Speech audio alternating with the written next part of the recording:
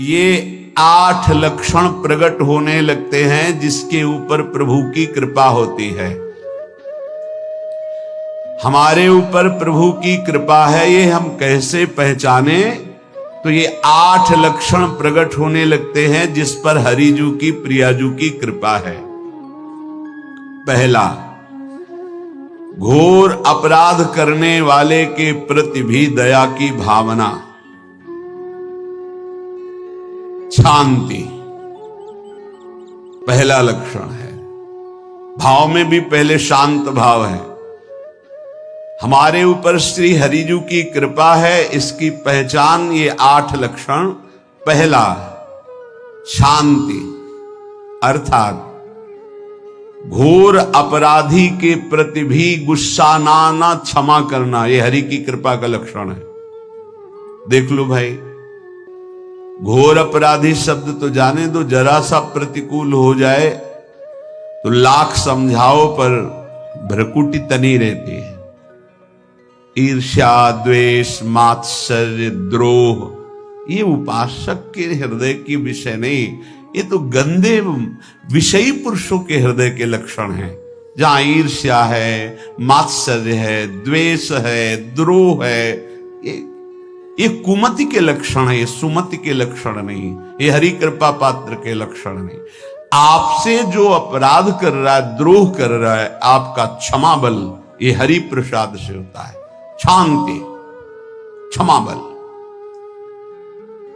शांति, सह गया, क्या करूं, सहना ही पड़ेगा क्योंकि भगवत मार्ग में वो ऐसा नहीं होता। शांति, बुरा ही नहीं लगा, हरि कृपा पात्र को बुरा ही नहीं लगा। उमा संत के यही बड़ाई, मंद करत जो करे भलाई, ये सीधा शांति की व्याख्या है। अपने यहां मंगल गान में, करत जे अनशहन निंदक तिनहु पे अनुग्रह कियो, ये है हरि कृपा, ये है आचार्य कृपा, गुरु कृपा। अपराधी पर भी क्षमा का भाव होना, भला ऐसा है? अपराधी पर भी क्षमा का भाव होना, ये हरि कृपा पात्र में ही होगा, अन्य में नहीं। तो अगर अपने हृदय में ऐसा लगे कि ऐसा नहीं है तो हरिजू से प्रार्थना करनी चाहिए कि कृपा करो, मेरे में सामर्थ्य आवे। दूसरा, अनुसूया, वो किसी भी के प्रति कभी भी कोई दोष दर्शन ही नहीं करेगा। दोष कथन, दोष श्रवण की तो बात जाने दो। अनुसूया, दूसरों के गुणों में दोष ढूंढना ये नहीं होता, हरि कृपा पात्र में ये नहीं होता। ये सब भजन के नाश करने वाले, जैसे पहला अपराधी पर क्रोध कर देना,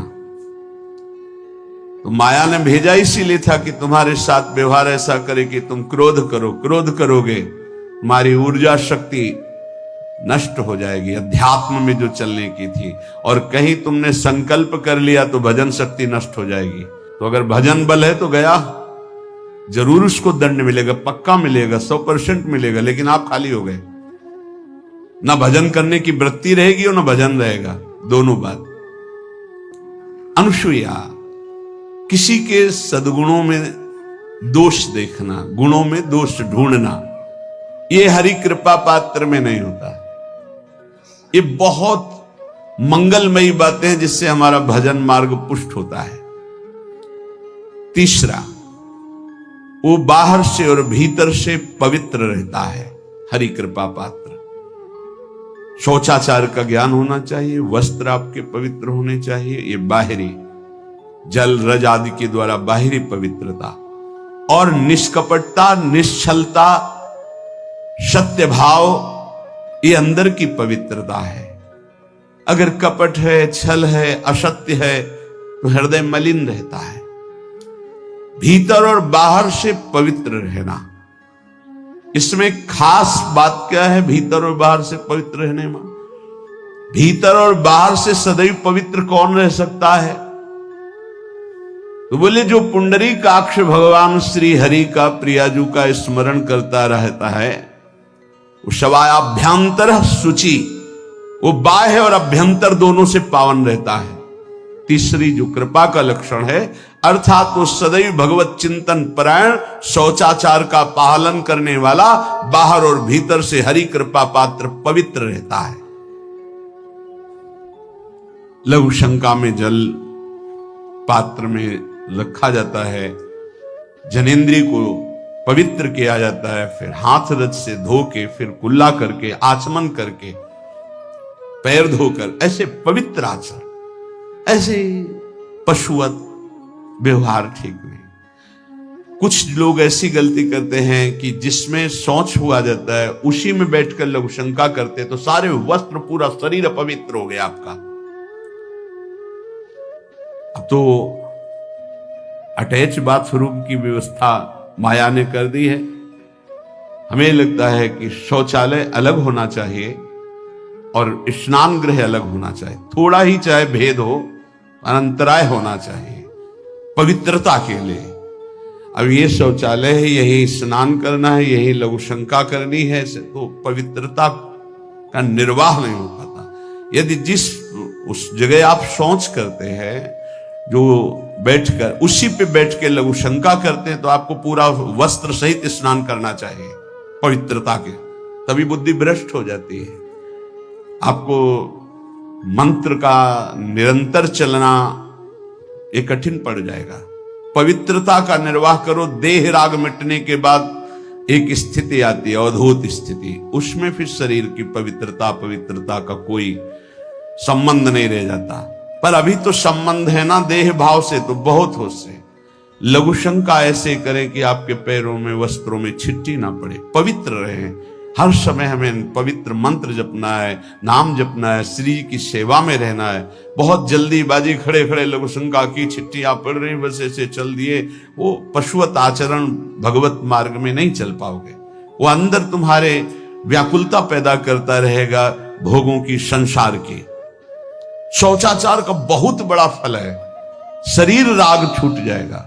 ये बात समझ लो, शरीर राग छूट जाएगा। शरीर संबंधी पवित्रता शरीर राग छोड़ा देती है, आंतरिक रहस्य है ये। चौथा, ऐसे कार्यों का अनुष्ठान न करे जिनमें हमारा भजन छूटता है, जिनमें सत्य छूटता है, जिनमें भगवत भाव छूटता है। जैसे आपके ऊपर कृपा हुई, आप भगवत मार्ग में चल रहे हैं, अब आप ऐसे संसारिक कार्यों का अनुष्ठान कर रहे हैं जिनमें आपकी चित्त वृत्ति बिल्कुल भगवत विमुख हो रही, तो जीवन का लाभ क्या होगा?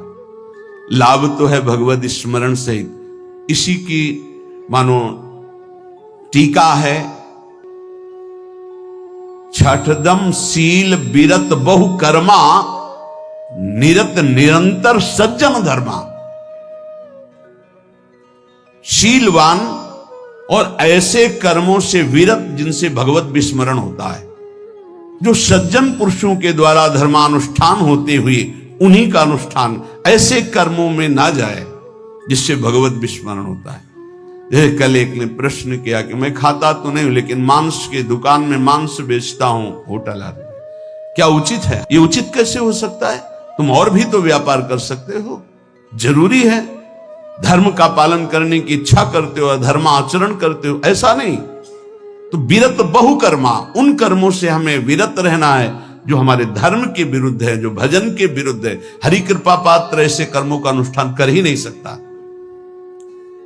और शारीरिक श्रम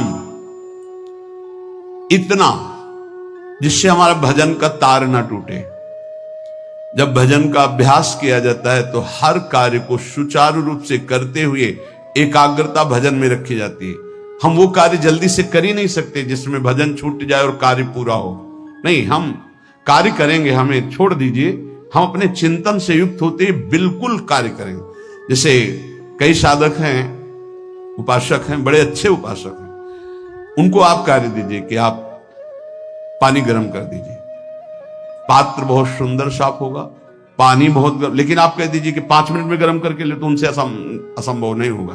छोड़ दीजिए उनको आप, वो मतलब ऐसा कार्य करेंगे प्रशंसनीय, पर वो समय से उनका एक सिद्धांत है, बहुत अच्छा लगता है। और अपने को पता है कि इससे जल्दीबाजी नहीं होनी, पात्र मार्जन करना है, छोड़ दीजिए, आप उसको टोकिएगा नहीं, आप जल्दी मांझ के, उससे नहीं होने वाला। वो तनिक भी दोष नहीं रहने देगा पात्रों में, पर समय दीजिए, आराम आराम शिव कर। हमें अच्छा लगता है कि भगवत चिंतन परायण उपासक की यही वृत्ति होती है। पोछा लगाना है, बिल्कुल बढ़िया लगेगा, लेकिन आपको सर से घुमा दे वैसा नहीं होगा।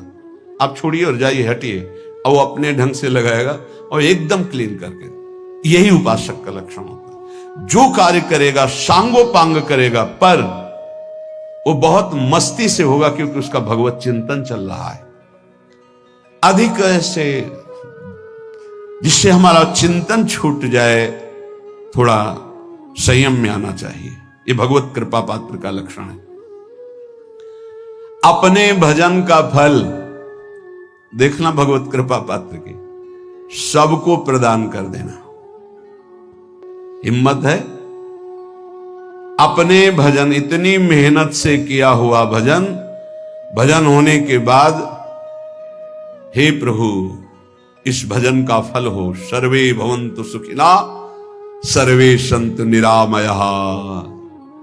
यहां तो कहते महाराज, एक माला रोज आपके लिए करता हूं कि आपकी बीमारी ठीक रहे, तो शेष किसके लिए करते हो प्रभु? शेष क्या? अगर इष्ट और गुरु के लिए तुम्हारा है कि एक माला करते, तो फिर इतनी माला करते तो हमें क्या होगा? सब आपको दे देंगे तो हमें क्या होगा? तभी भजन का रहस्य नहीं जाना। सबके मंगल के लिए अपने भजन को समर्पित कर देना। देखो भाई भजनानंदी, भजन में अरुचि होने लगेगी? नहीं होने लगेगी। सुबह से शाम तक पसीना चुआए हम और भजन का फल दे दे सबको, तो इसका रहस्य बताते हैं। सबको जे भी कहा सर्वे भवन्तु सुखिना, तो सर्वत्र विराजमान भगवान वही पलटकर अनंत रूपों में आपके ऊपर बरस पड़ेंगे। ये आंतरिक रहस्य है। हमने जो भजन किया वो एक सीमा में था, और जब हमने संपूर्ण विश्व को दे दिया तो असीम बनकर वापस हुआ। ये भाव न समझ में, अगर ये भाव न कहे तो एकदम लगे हम अपना भजन क्यों दे दें सबको। उस सर्वात्मा में विराजमान जो हमारा प्रभु है, उसी को समर्पित कर। सर्वे भवन्तु सुखिना, तो वो सब पलटकर सब जगह से वापस आया, सबका आशीर्वाद आया और वो महान बनता चला गया। ये लाभ है, आंतरिक लाभ है। अगर तुम्हारा भाव ऐसा न बनता हो तो आप प्रभु को तो अर्पित करते ही है ना, तो वही प्रभु सब में विराजमान है। ऐसा भाव करके सर्वात्म स्वरूप भगवान को हमारा भजन समर्पित है। सब रूपों में प्रभु विराजमान है। ये हरि कृपा पात्र का लक्षण चल रहा है। और छठवां, अपने भजन से अपने लिए कुछ भी ना चाहना, और दूसरों की तो बात जाने दो, दूसरों से कुछ ना चाहना ये तो ठीक है। अपने भजन से अपने लिए कुछ ना चाहना है हिम्मत। देखो ये हरि कृपा पात्र में हिम्मत होती है। अपना भजन अपने प्रयोग में ना लाना, इसका भी आंतरिक रहस्य है। अपने प्रयोग में आप शरीर को लेकर के बोलेंगे, अगर स्वरूप को लेकर तो प्रयोग की कोई वहां जरूरत ही नहीं। स्वरूप पूर्ण काम है, वहां कोई अभाव नहीं। जब आप कोई भाव अपने लिए करेंगे तो देह भाव होगा। देह भाव से किसी विषय की मांग होगी। विषय पूर्ति भजन का फल नहीं होता, भजन का फल होता विषय निवृत्ति। बहुत जोर की बात है, कैसे समझ में? अपने भजन का भी फल अपने लिए नहीं, दूसरों से कुछ चाह रखना तो बात ही जाने दो। भजन से भी कोई अन्य सुख की चाह नहीं हुई। क्या चाहिए? भजन ही बनता रहे, भजन का फल भजन बनता रहे, खूब निरंतर जप करते रहे। सातवां, किसी भी मान सम्मान कीर्ति पद प्रतिष्ठा के मिलने पर हृदय का असंतुष्ट हो जाना, यह हरि कृपा पात्र का लक्षण होता है।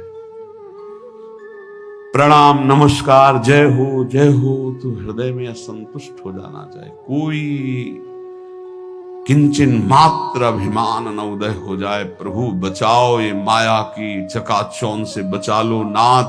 कौन सा अपराध बन गया कि आपकी जय की जगह यहां हमको ऐसा सुनना पड़े। जैसे एक बार महापुरुष जन कह रहे थे कि जब गुरुजन बड़ाई करने लगे सामने शिष्य की, तो उसको ग्रीवा झुका लेनी चाहिए और पश्चाताप करना चाहिए कि कोई गलती हो गई, आज हमारे गुरुजी ने हमारी बड़ाई कैसे कर दी। इसका मतलब कोई दोष बन गया, कोई गलती हो गई, और प्रार्थना करना चाहिए कि क्षमा कीजिएगा महाराज, अगर कोई गलती हो तो दंड दीजिएगा, लेकिन ये दंड मत दीजिएगा कि आप हमारी प्रशंसा कर रहे। भगवान, इससे बड़ा और कोई दंड नहीं हो, ऐसा महसूस होना चाहिए। सम्मानम कलयाति घोर गरलम, ये हरि कृपा पात्र का लक्षण है। नीचापमानम सुधा, नीच पुरुषों द्वारा किया हुआ अपमान अमृत के समान लगे और सम्मान विष के समान लगे।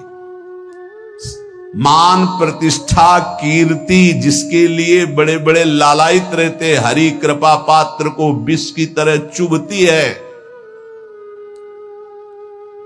और 8वां, किसी भी प्राणी समुदाय से संबंध ना रखते हुए सब पर दया की भावना, सब पर कृपा की भावना, सब पर करुणा मैत्री, पर किसी से ममता नहीं। ये सूत्र बहुत व्यवहार में प्रयोग करने योग्य है। सबसे करुणा और मैत्री, पर किसी से ममता नहीं। करुणा तो करी भरत जी ने, मैत्री भी की मृग से, पर ममता रहित नहीं रहे। ममता कर ली तो अगला जन्म हिरण का हो गया। ममता नहीं रखे। निर्ममो निरहंकारा, करुणा मैत्री तो करनी है, जैसे इसमें आदेश है, गीता में जी आदेश है, अद्वेष्टा सर्वभूतान मैत्र करुण एवच, पर निर्ममो निरहंकारा, ये साधक की चतुरता है। प्राणी मात्र पर दया कृपा करुणा मैत्री, पर ममता नहीं। ममता किसी से, और यहां करुणा मैत्री ये तो गायब हो गई, केवल ममता रह गई है। अपने शरीर से ममता, शरीर संबंधियों से ममता, विषय भोगों से ममता, यही जहर है। संबंध में ये ममता ही जहर है, विचारों में अहंकार जहर है, कर्मों में ये आसक्ति जहर है। इसी जहर को मिटा दे तो जीवन मुक्त महापुरुष कर्म करते हुए, विषय सेवन करते हुए, वार्ता करते हुए, विचार करते हुए, बिल्कुल जहर रहित उसका जीवन हो गया। तो ये 8 बातें हरि कृपा पात्र में होती हैं, इनको बार बार सुनना, हृदय में धारण करना। जो भक्त होता है, हरि कृपा पात्र होता है, उसमें ये 5 बातें कभी नहीं जागृत होती, स्फुरित ही नहीं होती। पहला, किसी से ईर्ष्या। दूसरा, किसी से घृणा। तीसरा, किसी से भयभीत हो जाना। चौथा, भजन सेवन नृत्य गायन आदि में लज्जा लगना। 5वां, किसी की निंदा करना। ये नहीं होती। अब जो आगे वर्णन कर रहे हैं उसमें महापुरुषों की पहचान है। सिद्ध महापुरुष 3 प्रकार के होते हैं। एक होते हैं आचार्य कोटि के, सात्विक विचार वाले। एक होते हैं भ्रष्ट आचरण वाले। एक होते पिशाचाचरण वाले। और तीनों सिद्ध हैं।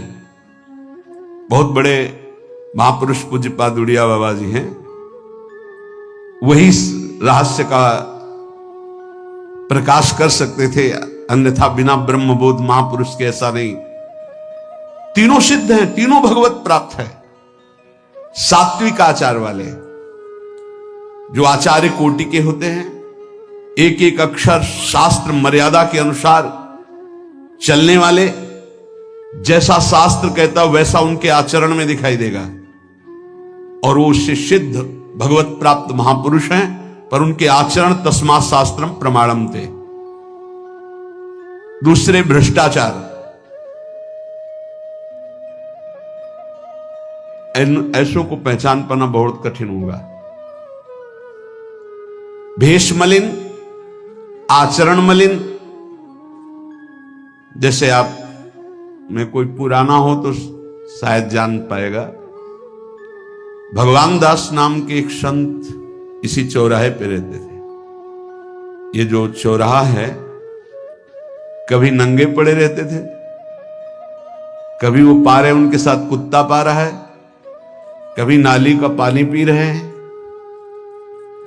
और भगवत प्राप्त महापुरुष थे। इसकी पहचान स्वयं की। कोई चाय रखने गया, उठा के ईंट मार दी, गाली दे दी, दौड़ पड़े, पकड़ पाए तो 10-5 घूंसे थप्पड़ मार दिए। ऐसा उनका व्यवहार था। भ्रष्टाचार। हलवा कोई रख गया, खिचड़ी रख गया, कुत्ता खा रहा है, उसी के साथ वो खा रहे हैं। कभी गमछा लपेटे, कभी नंगे, सीधे प्रकृति का वार शरीर से सहते थे। बस चौराहे पे ही रहते थे। बहुत अगर गए तो ये राधा टीला है, बस इतना ही उनका था। राधा टीला से इधर, और इधर थोड़ा चढ़ाई जो है जहां पूज्य श्री चंद्रशेखर बाबा जी वास करते, उसके इधर, मतलब चौराहे के बस इतने में ही रहते थे। 12 महीना, 20 साल उनको देखा। तो जब काशी से आए हुए थे तो उनको देखा तो उनकी दृष्टि से लगा कि ये स्थिति प्रज्ञ महापुरुष हैं, पर अपने को छुपाए हुए ऐसी लीला करें। पर उनके कुछ ऐसे आचरण थे जिनसे लगा कि इनकी, हमें लगता है, बुद्धि खराब है क्या, मतलब पागलपन का दौड़ा है क्या। ऐसे राधा रमन जी दर्शन करने गए तो जो पुंडरीक जी हैं, इनके बाबा, वो उस समय थे, उनके पुत्र जो पुंडरीक जी के पिताजी, वो उनके सहायोग में।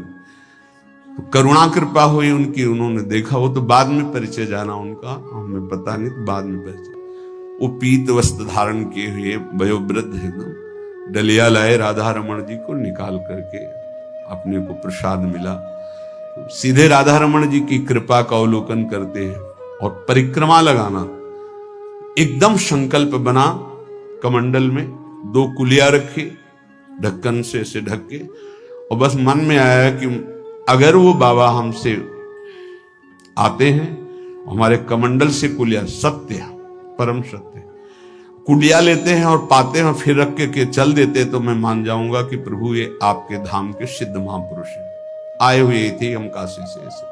क्योंकि काशी में ऐसी लीलाएं देखी थी बड़े अद्भुत कोटि के महापुरुषों को। आपसे सत्य कहते, वो पेड़ हट गया, रमण रेती में था, बीच रोड में था, चबूतरा बना था, वो ऐसे पड़े थे, वहां के हम बैठ गए, बिजली की तरह उठे, रफ्तार से आए, खड़े हो गए हम बिल्कुल। क्योंकि हमें पता था कि घूंसा और थप्पड़ इनका प्रसाद होता है। तो हम कहा उस समय, हम कहा अगर हाथ चलाएंगे तो पकड़ लेंगे ना, बिल्कुल पोजीशन में खड़े। तो बंगाली भाषा में कुछ बोले, वैसे गले में हाथ डाला, ढक्कन हटाया, कुलिया निकाली, पाया, कुलिया वहीं रखा, ढक्कन रखा, गए और वहीं लेट गए। सत्य कहते एकदम रोम रोम खड़ा हो गया कि अरे भगवत प्राप्त महापुरुषों को जानना बड़ा कठिन है। कैसे आचरण, भ्रष्ट आचरण से रहते हैं।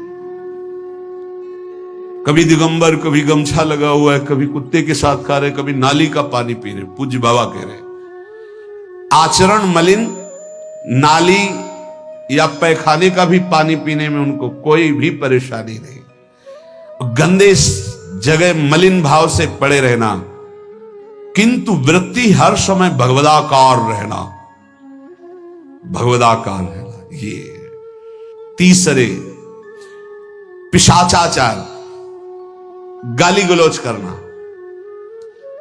ईंट पत्थर से मारना, हर मलिन चेष्टा बहुत कठिन है, बहुत कठिन है। ये सब देखने को मिला है भगवत कृपा से तीनों प्रकार के महापुरुषों का। वृंदावन में एक आगंतुक संत आए थे बाहर से, वो रात्रि में हर वृक्ष के नीचे खड़े रहते, पैर सूज गए थे उनको, कभी बैठे और लेटे नहीं देखा, खड़े रहते थे। 25 वर्ष के लगभग की बात है। उनको जब देखा तो देखते ही उनकी दृष्टि ऐसी थी ऊर्ध्व, लगा ये तो भगवत प्राप्त महापुरुष है। 45 वर्ष की अवस्था हो, बस खड़े रहते थे, चरण उनके फट गए थे ऊपर से ऐसे खड़े खड़े। रात्रि में एक दिन हिम्मत की, बोलते नहीं थे वो, लार बह रही है ऐसे गंदे कपड़े, महाराज जी आप कृपा करें। उस समय मदन टेर में कि आप आइए, खड़े हो गए। तो आटे के 4 लड्डू हमें मिले हुए थे, तो उनका आप कृपा करके पाइए, पालिए। उनका आपका ये जो बाहरी परिवेश है और आपके जो बाहरी लीलाएं हैं, ये बाहरी लोग तो भले न समझ पाए, पर प्रभु मुझे ऐसा अनुभव होता है आप भगवत प्राप्त महापुरुष है। रो पड़े। कभी हमने उनको ऐसा नहीं देखा, रो पड़े। और उनका ये हमारे गुरुदेव की कृपा है। उनका कब से वृंदावन आ पाए, बोले कुछ दिन हुए। बोले वृंदावन की रज का प्रभाव कितना दिव्य है कि अब जाने का मन नहीं होता है।